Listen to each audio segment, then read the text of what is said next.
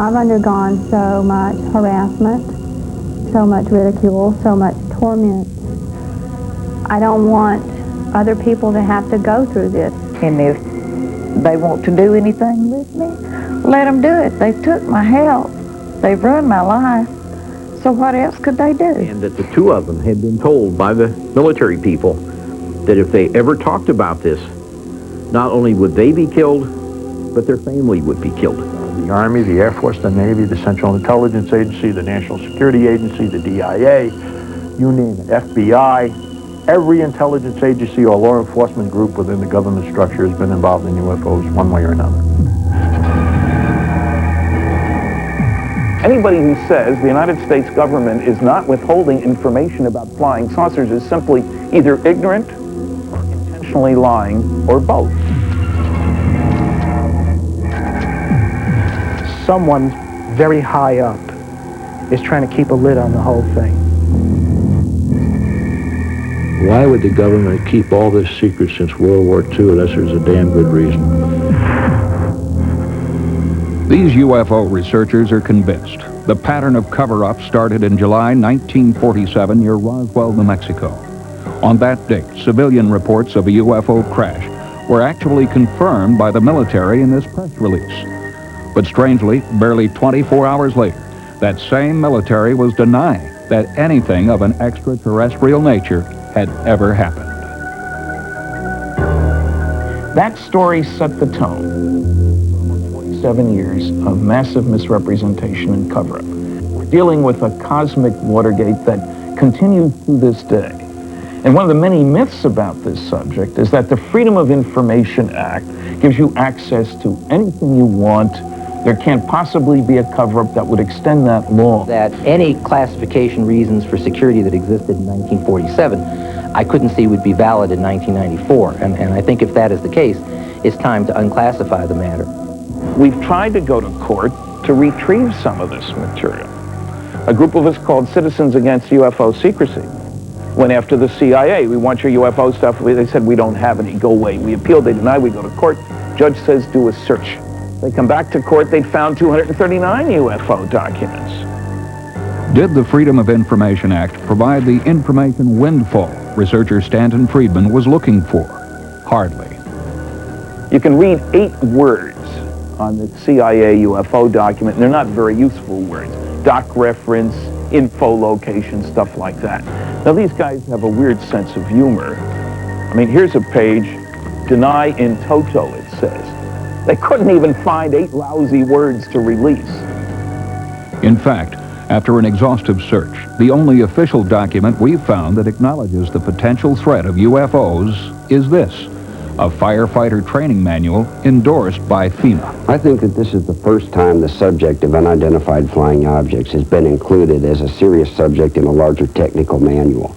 Most of the information in this chapter is borrowed heavily upon some Defense Department documentation that explains what to do in the event of an encounter with an alien being. Since 1947, there have been over 26,000 reported sightings of UFOs in the U.S. alone. The number of sightings that go unreported is estimated to be over 15 million. Police investigator Larry Fawcett became a serious UFO researcher after his own encounter with a UFO was vehemently denied by the government. His reaction? It changed my outlook on life really quite a bit. It was a dramatic change from somebody saying and believing there's no such things to saying, wow, you know, not only are these things real, but we're being lied to about it by the government. Well, I don't trust our United States government. And I don't mean to be short or ugly, but that's exactly the way I feel. And if they want to do anything with me, let them do it. They've took my health. They've ruined my life. So what else could they do? It happened on a trip through Texas in 1980. Betty Cash, her friend Vicki Landrum, and Vicki's son Colby all experienced something that has never been explained. There was a bright light, a metallic craft, and intense heat. We were literally burning up alive. My head was swollen. I had blisters all over my body from the top of my head to the bottom of my feet. I was so sick. I prayed to die. That's just how sick I was. All three were hospitalized with symptoms of radiation poisoning. The prognosis from Betty's doctor was not good. He called my daughter from Dallas, and he told her that he felt like she should come immediately.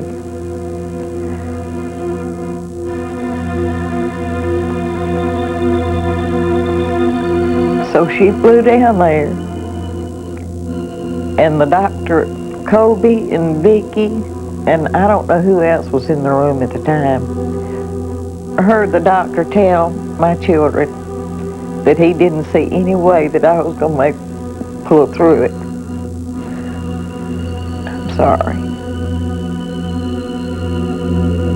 Betty's case of cancer is now in remission. Just what really happened? To this day, the government denies any knowledge or involvement. But Betty believes otherwise. We drove to Bergstrom Air Force Base. They more or less laughed in our faces. Told us that they hadn't even heard anything about it. They knew nothing about it. But yet, when we walked in, on this large conference table, there was a huge mouth. And they had a red, you know, these little red top pins. They had a little pin sticking in the identical spot. I believe that was the case right there, that they didn't want anybody to touch.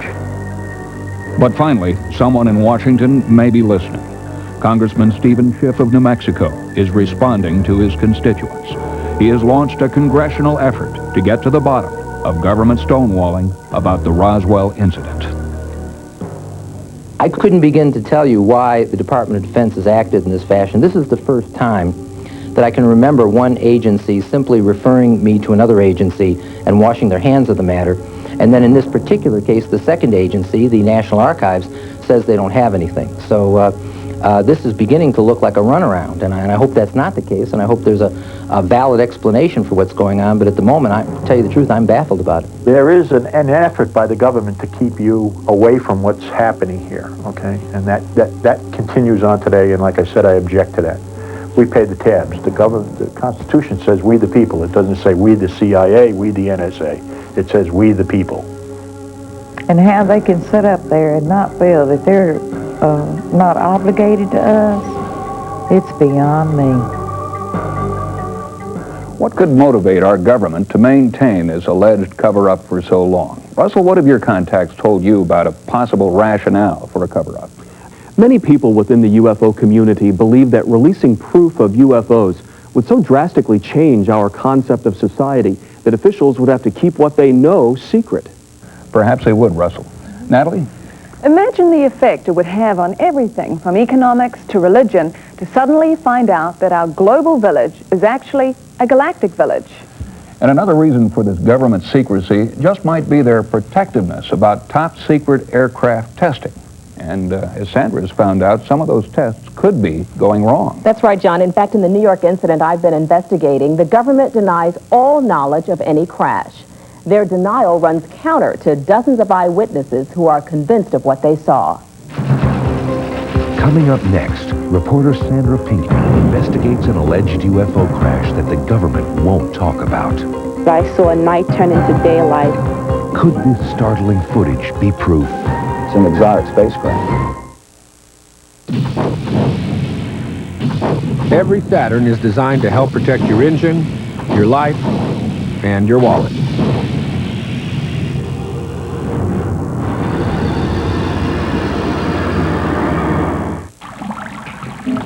One of the nice things about leasing a Saturn is knowing it won't leave your wallet on empty.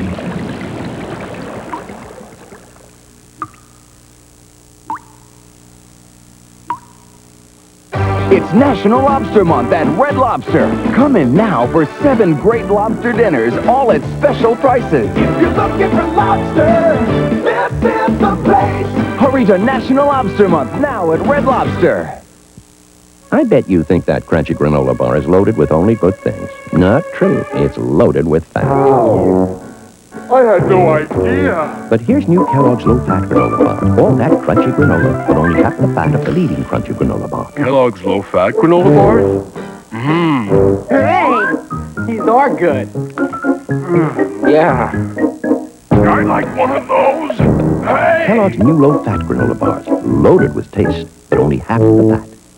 Kathy, you got your hair color highlighted. I did it myself with wash and tint shampoo. But what if you change your mind? It's temporary. It comes out in just one washing. One washing? What fun trying different colors. Wash and tint shampoo, it's easy, it's fun.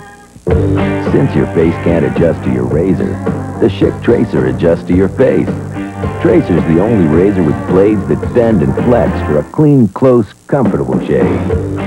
Schick, we're changing the face of shaving. On February 24th, America will launch the first Simpson into orbit. Are we there yet? I'm thirsty. Homer's joining the space race, but will he have the right stuff? Nobody respects me at work. Well, we respect you. Blast off with a full hour of The Simpsons Thursday at 8, 7 Central.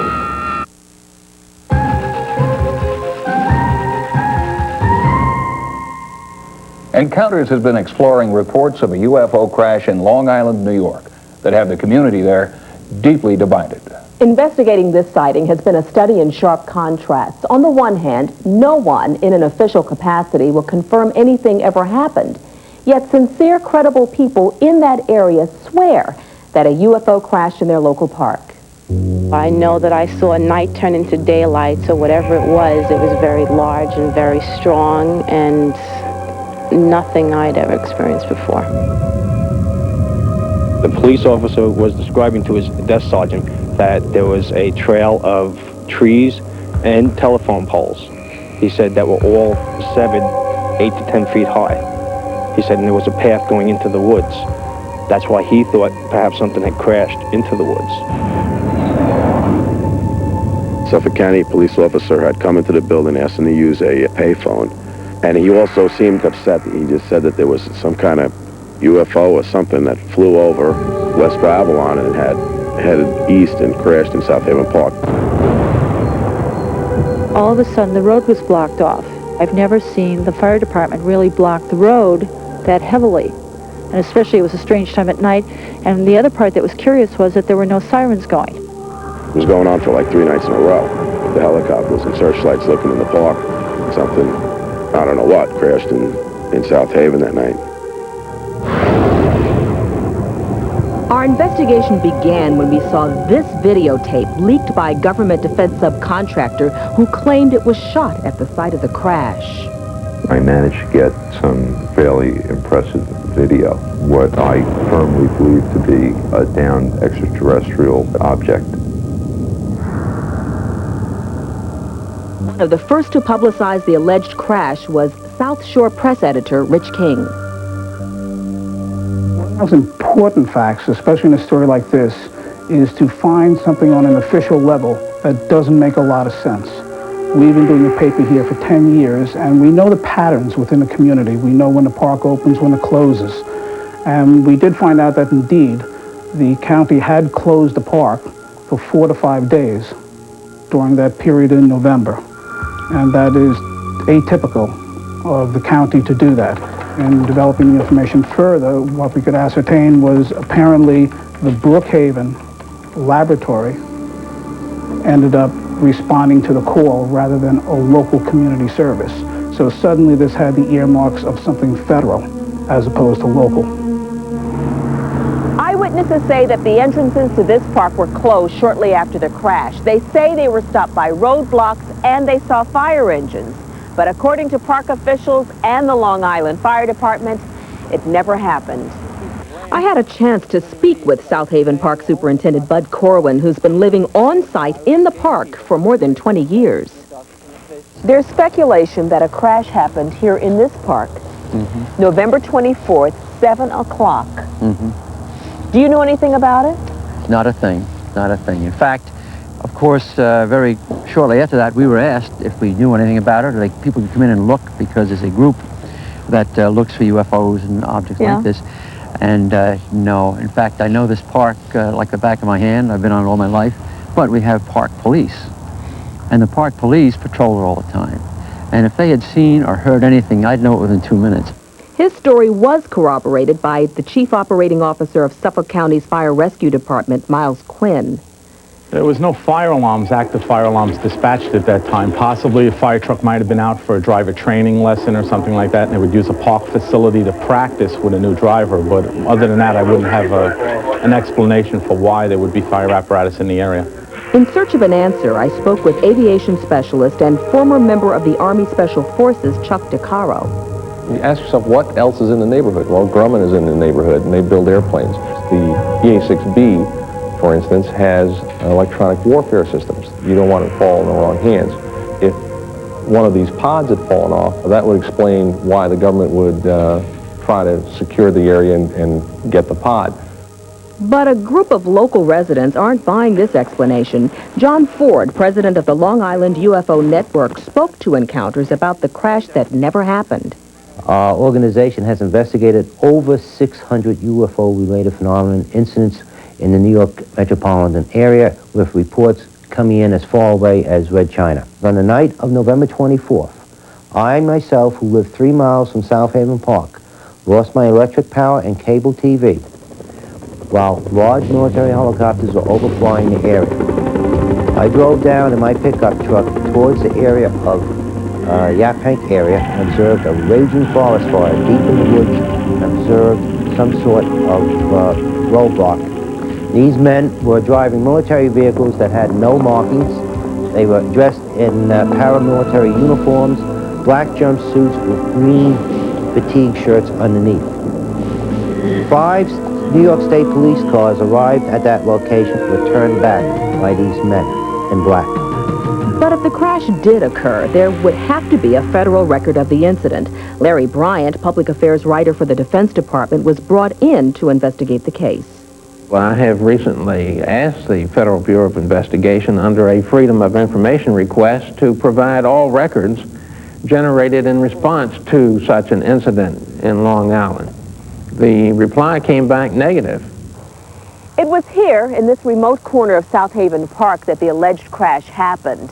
Independent field investigations conducted by teams from the Long Island UFO Network resulted in what they claim is definitive proof of the UFO crash. I think we're under surveillance. They're worried we're going to find something today. Fall out! Fall in! We're going to be looking for a swatch of trees knocked down, tops of trees knocked off. We're going to be looking for indications of a large fire, radiation, magnetic anomalies.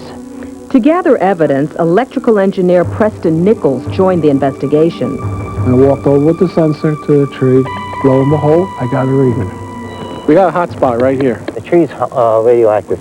That would have to be a tremendous magnetic field to do that, to magnetize a tree. So I'd never heard of it anywhere else. I was part of that first investigation. We found a fire cone, a yellow fire tape, do not cross letters on it, which was interesting because they told us they were not in the park for the last 10 years. It's heavily discolored. Looks like it was burnt. Look, the top of that tree is sheared right off. A nice clean cut. Highly suspicious. It's possible that if this is the location of the crash, it may have caused uplifting of large trees. If you look, there's a certain area here that we found, there's 3 gigantic trees absolutely uprooted, falling in different directions, as if something may have taken them out. But what was most amazing of all was we actually found a radiation suit adjacent to the railroad tracks. This we found very puzzling because we know that people from Brookhaven National Laboratories wear suits similar to this, and we have witnesses that people with white radiation suits were actually in the park that night. But the fire chief of Brookhaven Laboratories Fire Rescue Department denies his team was dispatched. On the night of November 24th, 1992, we did not get called out to any fire off-site. I have copies of my records from that period of time if you'd like to look at them, too. Firemen who claim that they were dispatched to the crash site on the night of November 24th say they're afraid to go public with what they know. One apparently has been relocated to another state. Another says he fears for his job and his family. Yet, County Fire Dispatcher Miles Quinn vehemently denies that anyone from his department was dispatched on the night in question. J.B. Michaels, researcher and author of an upcoming book on the Long Island crash, spoke with several firemen who were on site on the night of November 24th. Several of the people that I talked to were terrified. They weren't just afraid, they were terrified. Whatever crashed is definitely something the government does not want the public to know about. If it came out that I spoke about this, I would be in a life-threatening situation because it would fall into the realm of national security. And at that point, they have the option of terminating me. Computer and video expert Jim Delatosa analyzed the video for encounters using a variety of scientific databases. In spectrum analysis, you burn a material and you look at its chemical composition. There are also databases principally used by firemen. When they arrive at a scene, they can videotape flames and fire, compare it to a database and know if it's wood or oil or plastic. This is a metal that is burning at high temperature. It didn't fit the normal characteristics of fire that would be in this electro-optical database. I believe it's a very advanced government project that for the safety of the people in the area, the events that happened are masked, or it's an exotic spacecraft. We may never know what happened on the night of November 24th, 1992. It's possible that further research could lead to a definitive answer. And as far as citizens of Long Island are concerned, the truth will eventually come out.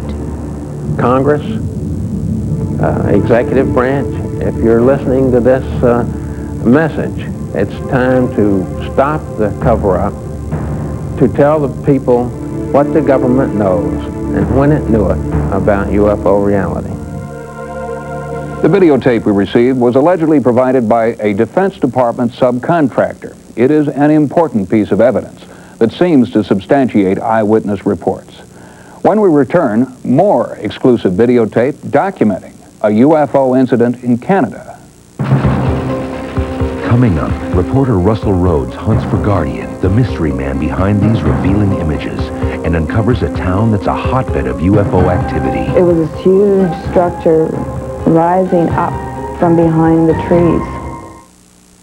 Open sesame. Hey, Joe, we're down to the last Butterfinger. Ah! The last Butterfinger! Aha!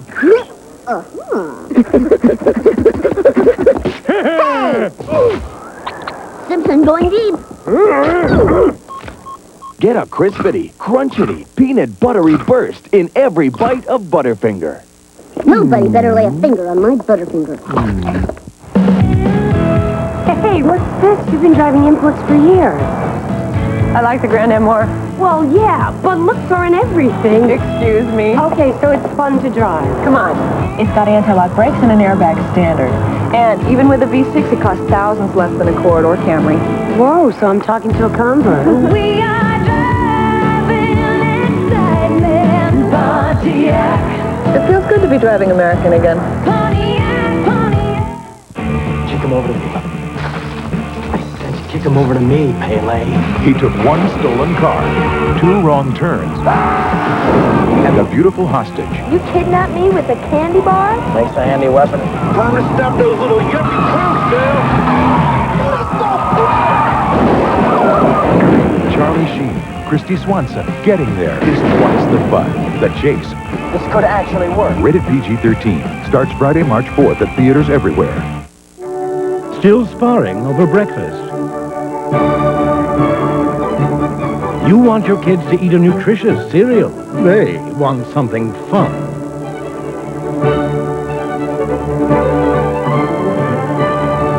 Well, here's the solution. Kellogg's Rice Krispies. It's fat-free, it's low in sugar, and best of all, kids love it. Kellogg's Rice Krispies. It sounds good to everyone. Welcome to the Jets. He was one of pro football's rising stars. I love this game. I play it for nothing. Until an accident left him paralyzed. I'm not going to walk again. You want me to do whatever you want to do, but with courage. I promise you it's going to be okay. And faith. Dear Lord, there's no way I can do this on my own. He'll make the greatest comeback of his life. Rise and Walk, the Dennis Kerr story. A night hosted by John Madden, Monday at 8, 7 Central. Tonight, on a special day and time, brace yourself for a full hour of non-stop action. Prime Time Cops special presentation next.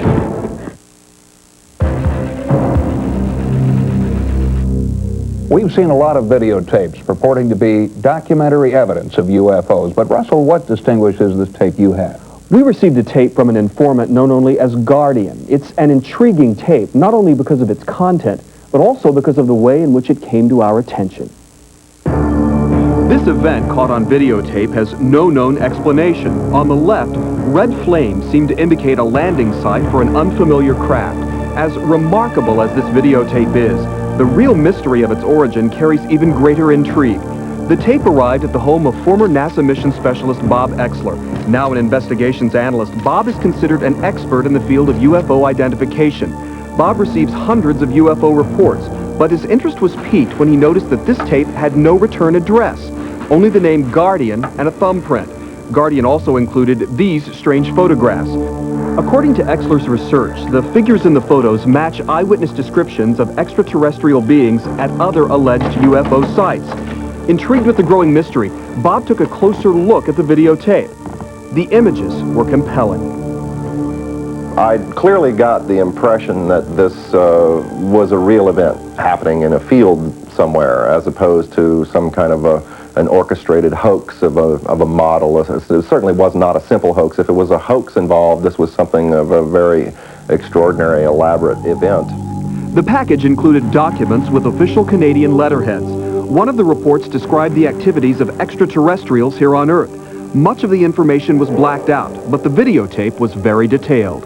There at least was enough information in the videotape to begin to conduct an investigation, as well as conduct a thorough video analysis. Bob sent the video to aeronautic analyst Dr. Bruce Maccabee, who subjected the images to exhaustive tests. This is an unusual video for the amount of detail that it shows. You can see a shape, which looks like what you might say is sort of a classic saucer shape, and you can actually see the top beacon, which is flashing, reflected off the surface. So this gives you the impression of a real three-dimensional object out there of some considerable size. I would say it's not a military craft. The military may have been involved in some way in this sighting, but I don't think they were responsible for the craft itself. It would indeed have been possible for the Canadian military or the U.S. military in connection with the Canadians to have tracked this object into the relative area. As I completed my preliminary video analysis, I was convinced that the case merited a full investigation, including a field investigation with an attempt to locate the site. One of the documents that Guardian provided with the video package was what appeared to be a scaled drawing of a map of an area that essentially confined the area where the landing might have taken place to within about 1 square mile. Using clues Guardian provided, Bob and his team traveled from Maryland to the site in Ottawa, Ontario, Canada. Remarkably, the area indicated was marked by a circular patch of destroyed vegetation. Covering the damaged plants was a thin layer of black ash. Samples of the ash went to the lab for analysis. The ash was thought to be residue from what may have been signal flares burning next to the craft. Signal flares can be traced by analyzing their formula. Dr. John Conklin explains about flares and flare compounds. I've prepared a standard red flare composition, which is based on strontium nitrate as the color donating source to the flame. We just burned 3 or 4 grams of a composition. The flames in the video would have had to have been several pounds of composition and would have left significant amounts, ounces and ounces of residue in the immediate vicinity of where the flame burned. We were unable to find even trace amounts of strontium, and that again puts another nail in the coffin against this being a military human type operation. At this point, Bob's investigation came to a standstill. Guardian's identity was still a mystery. That's when I arranged to meet him in Ottawa and assist in the investigation. Several months had passed and the outside temperature had dropped to 40 degrees below zero. But Guardian's trail was still warm. As the crew readied our Jet Ranger executive, I wondered who Guardian would turn out to be. He appeared to be working from the inside. Could he be a government informant trying to make the public aware of what the military wants to keep secret? Bob instructed me to meet him in Carp, a small city 30 miles outside of Ottawa.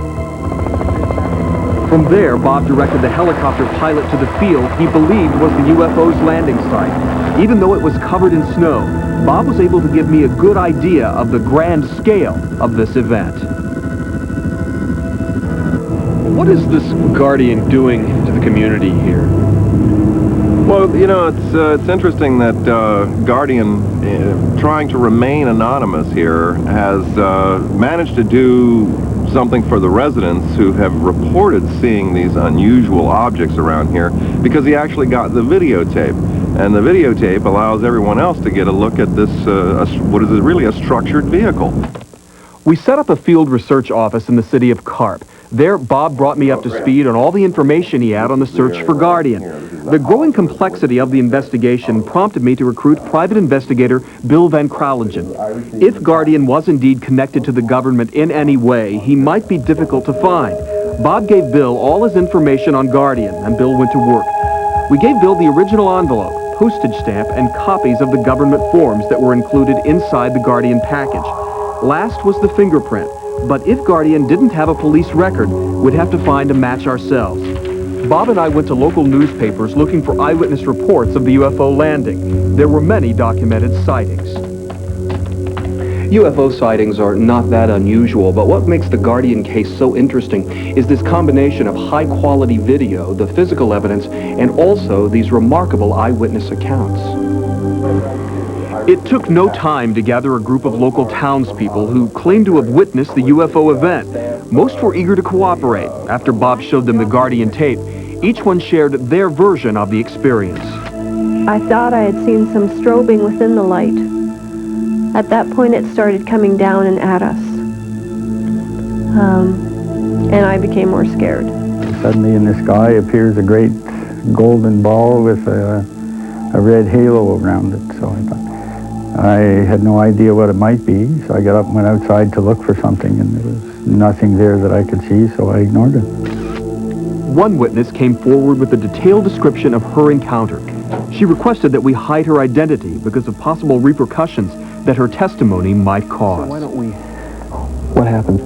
Well, I saw a light emanating up from behind the tree line, you know, across the way.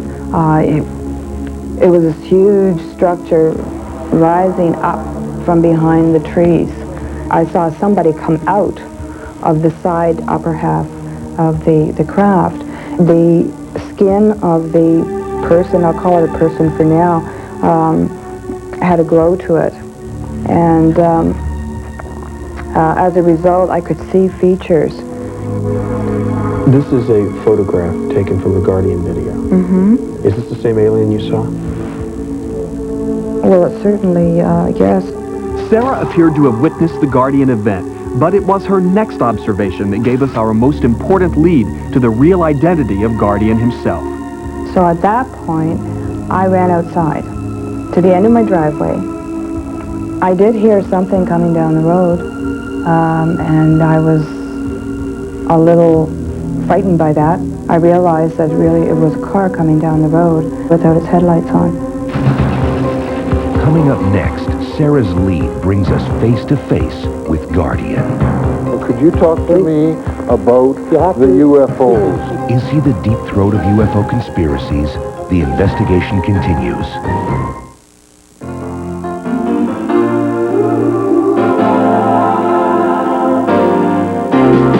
It doesn't matter what comes, friends goes better in life. With mental fresh and full of life. Nothing gets to you, staying fresh, staying cool. With mental fresh and full of life. Fresh goes better, mental freshness. Fresh goes better with mental fresh and full of life. Mentos, the fresh maker. If you're gonna eat chicken, you're gonna really eat chicken. This is outrageous. It's delicious.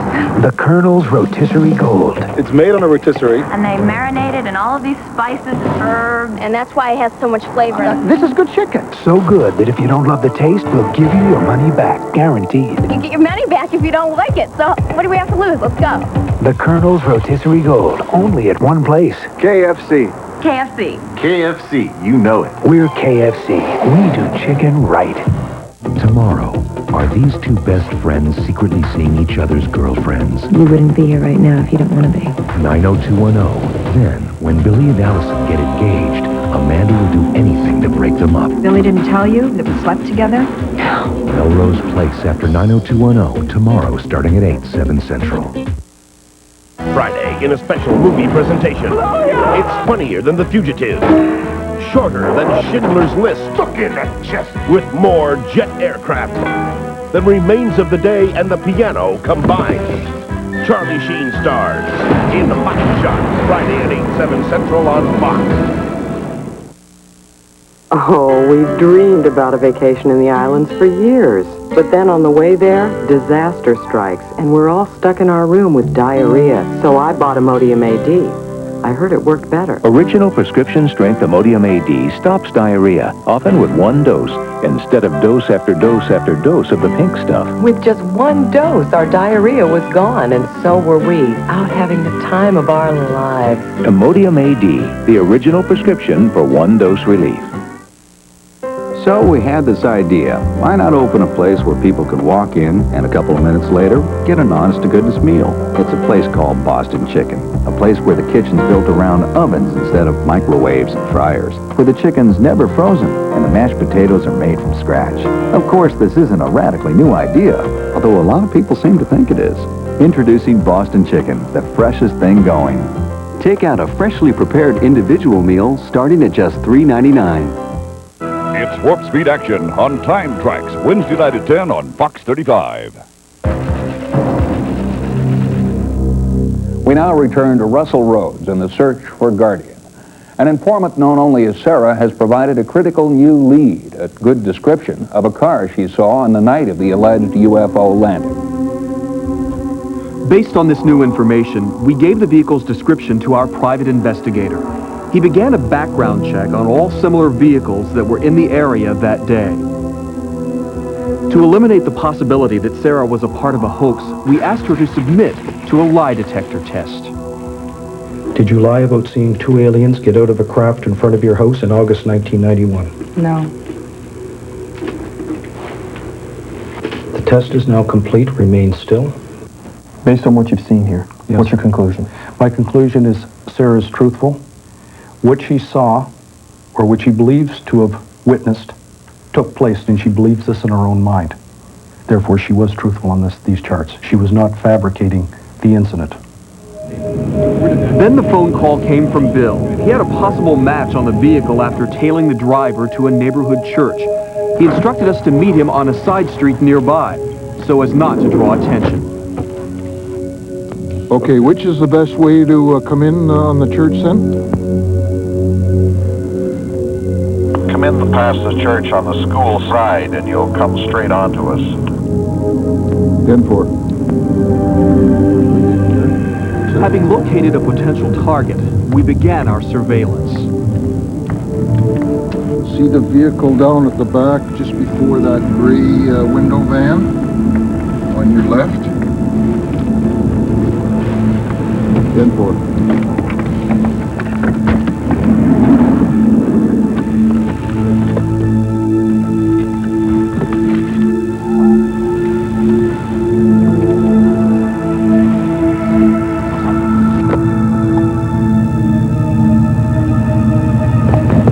In our primary inspection, we noticed fingerprints on the handle of the door. This could be the link to the true identity of Guardian. If these prints matched his mysterious thumbprint, we would have found the car belonging to Guardian.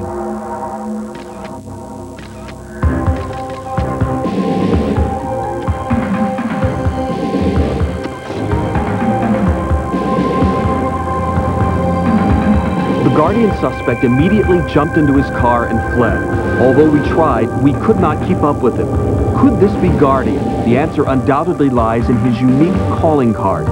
Unfortunately, we were unable to get prints off of the photograph, and the sub-zero temperature prevented us from using fingerprint tape. But we had a license plate, and that was traced to a private residence. Our stakeout began. Again, we waited, wondering what secrets Guardian was keeping. What could he know that keeps him in hiding? Our entire mission lay on the doorstep of this quiet house. Unexpectedly, the Guardian suspect pulled up in a different car. Our PI went to work.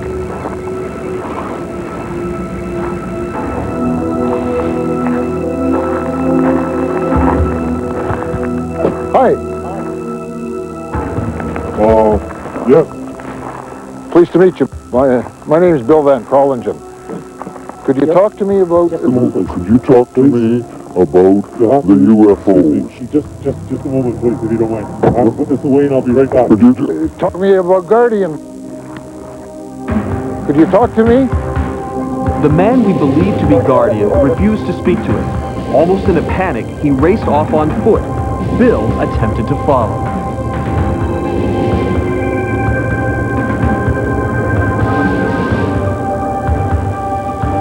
Shortly after that video was taken, Guardian broke through our surveillance net. He escaped at a high speed. We just weren't able to keep up with him. Why is Guardian so afraid to reveal his identity? As long as he remains anonymous, we can't know what secrets he is keeping about UFO activity in his community of Carp, Ontario. The area seems to be a hotbed. No one seems to know why. But there have been sightings, constantly for the last few years, and it seems to be escalating.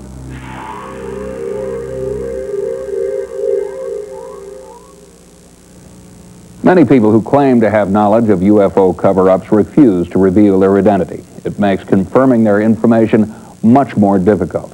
And until more people are willing to step forward publicly, their credibility will continue to be in question. Coming up next, reporter Natalie Brunt in Puerto Rico uncovers startling evidence about the U.S. military's mysterious underground bases. People have seen actual UFOs, flying saucer, whatever, going into the lagoon or coming out from the lagoon. Ripple Crisp is the only flake with ripples to keep it crunchier. Crunchier means you can savor that lightly sweet corn taste to the bottom of the bowl. Ripple Crisp, golden corn or honey bran. Ripples make it crunchy. Crunchy makes it good. Freeze! Freeze! Ew. Are people everywhere trying to tell you something? Yes, Dentine freshens your breath and makes your mouth taste clean, not sweet. So brush your breath clean with great tasting Dentine. Have you smelled Clorox bleach lately? Smells like a cool, clean ocean breeze. Fresh, fresh, so fresh. Smells like the sunshine through the trees. Fresh, fresh, so fresh. Fresh Sans Clorox bleach. How does the owner of Little Caesars think up his next great pizza idea?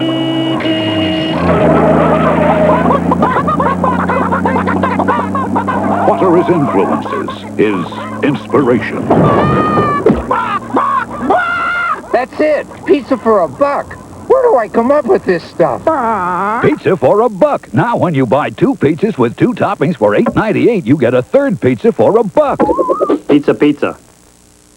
I try to ignore my sensitive teeth, but hot and cold foods hurt. That's why dentists recommend Sensodyne toothpaste to help stop pain and build protection against future pain every day. Thanks, Sensodyne. Trust Sensodyne, the dentist's recommendation for sensitive teeth. Tonight, on a special day and time, brace yourself for a full hour of non-stop action. Prime Time Cops special presentation next. This is a Fox 35 News Update. Good evening. I'm Annetta Wilson. A mid-level CIA official and his wife have been accused of spying and passing information to the Soviet Union since 1985. 9 people in Houston, including 2 NASA employees, have been accused of taking bribes and kickbacks. And President Clinton says the U.S. has to rethink its position on higher education. Next news update, 10:58. Join us. I like to work tough, play rough every day in a truck that's #1. $199 a month's a mighty good-looking lease payment for a brand new F-150, especially when you consider this '94 F-150's loaded. It's got an airbag, new interior, and more new colors than a rainbow. Your Southern Ford dealers, we put the country on the road. Oh, we put the country on the road. Ocean Spray Refreshers. There's a new wave of refreshment. Your kind of refreshment. A different kind of juice drink that's not too sweet. Refreshers with the refreshment of citrus. So it tastes crisp, light, not too sweet. This is different. In citrus, peach, and other great flavors you'll love. Citrus refreshment you'll crave. Try Ocean Spray Refreshers juice drinks.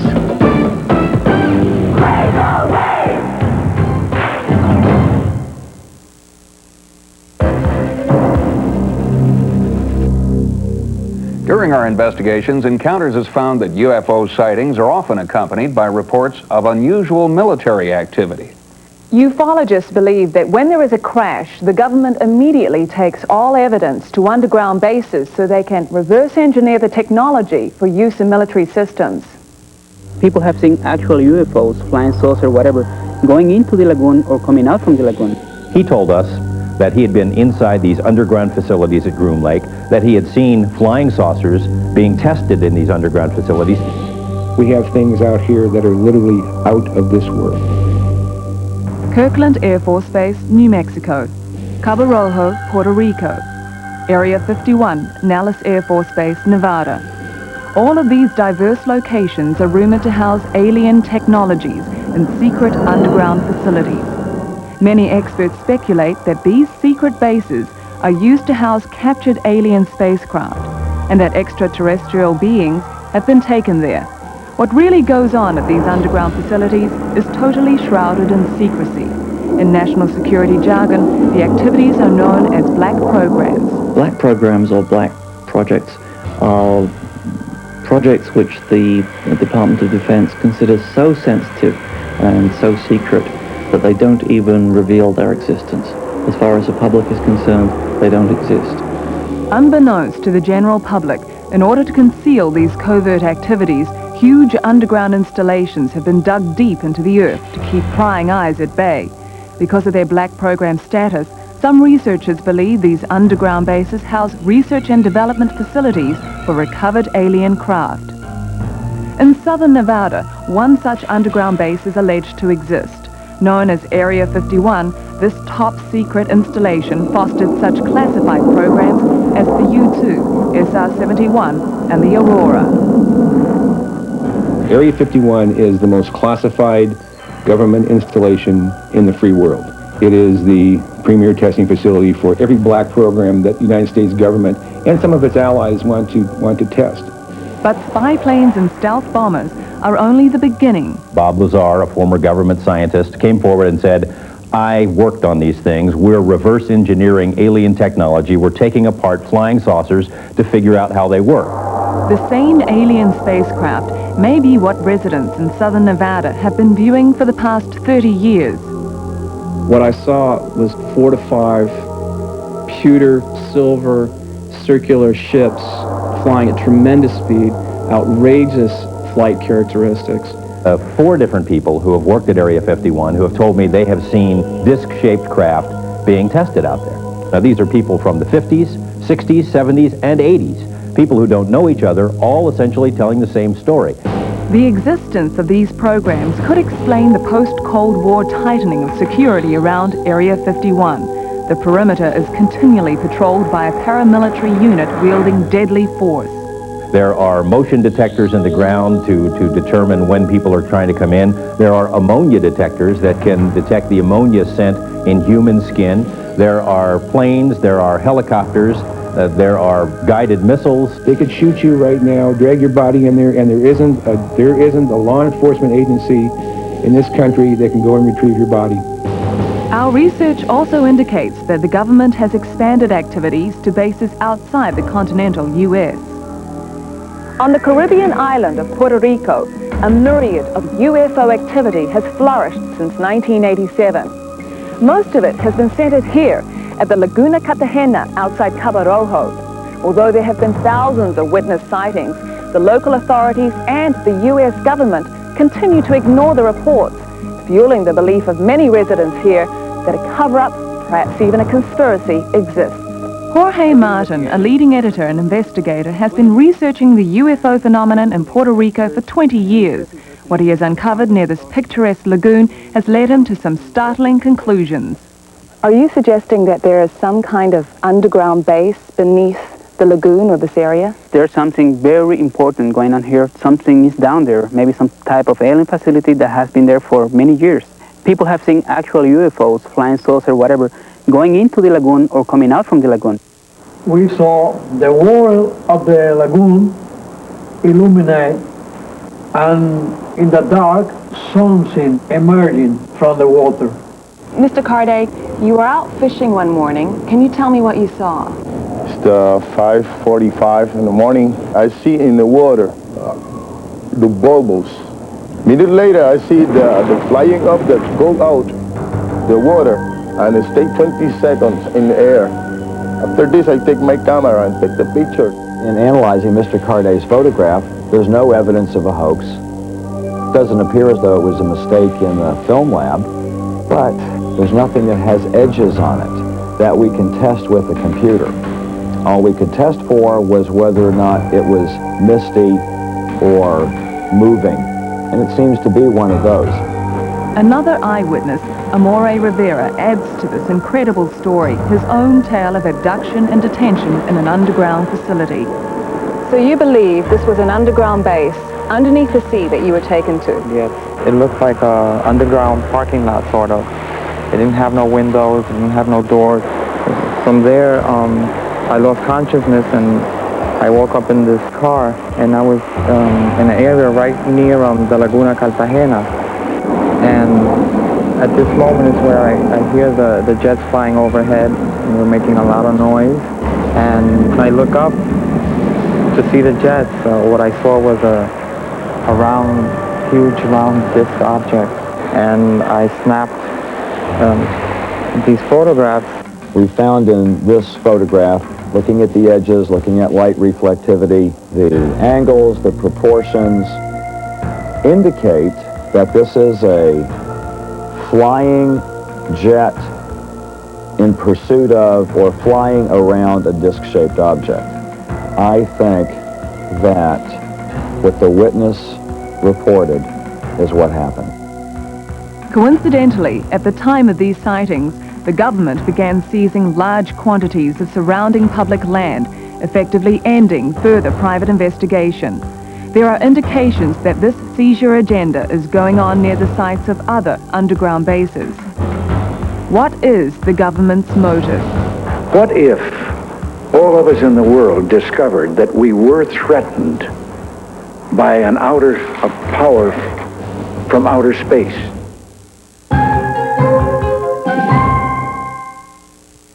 I bet you think that crunchy granola bar is loaded with only good things. Not true. It's loaded with fat. Oh, I had no idea. But here's new Kellogg's low-fat granola bar. All that crunchy granola, but only half the fat of the leading crunchy granola bar. Kellogg's low-fat granola bars? Mmm. Hey, these are good. Yeah. I like one of those. Hey! Kellogg's new low-fat granola bars, loaded with taste, but only half the fat. Look what some car makers have been offering. Air-conditioned glove compartment? What kind of feature is that? How about a feature like, won't leave me stranded on the side of the road? As in a reputation for dependability? Hey, you'll find it in one place. Toyota Tercel. The right amount of car for the right amount of money. And look, best model in its price class and initial quality. I get that from J.D. Power & Associates. They get it from Tercel owners. And that's a feature you won't find on any Windows sticker. Newsweek magazine calls Reality Bites a witty and romantic comedy. You look beautiful. You look like a doily. It's The Graduate for the 90s, raves sneak previews. Are you religious? I'm a non-practicing Jew. Hey, I'm a non-practicing virgin. And the New York Times says the cast is spectacular. I'm beginning to like the sound of that. Winona Ryder, Ethan Hawke, and Ben Stiller. Reality Bites, rated PG-13. Now playing in theaters everywhere. Yo, Polaroid asked me Sinbad needs supermodels to demonstrate the sleek new Captiva camera. Ready? We got a streamlined design. Come on, honey, work it. Totally nice. You can shoot like crazy. You can do it. Because it holds the pictures inside the camera's special pocket till you take them out and put them in your pocket. My pocket. The new Polaroid Captiva. I could have been a model, couldn't I? Here's good news. We took soft scrub cleanser and juiced it up with the power of lemon. So look out grease. New soft scrub with lemon. We juiced it up. If you're like me when you want to lose weight, you want to lose it now, right now. Well, I just found permethine. Nothing works faster. Nothing gives you more appetite control than permethine. For a limited time, you can get 50% more permethine free. The Freedom of Information Act was created to give all Americans access to government documents. Unfortunately, that has not been the case with UFO records. Even government officials like Congressman Schiff are getting the runaround. But his efforts have been an important step toward the release of long-held UFO files.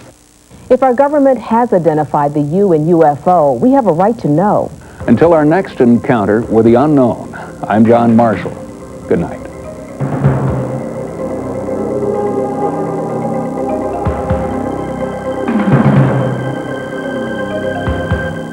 Thursday, witness another unidentified flying object in space.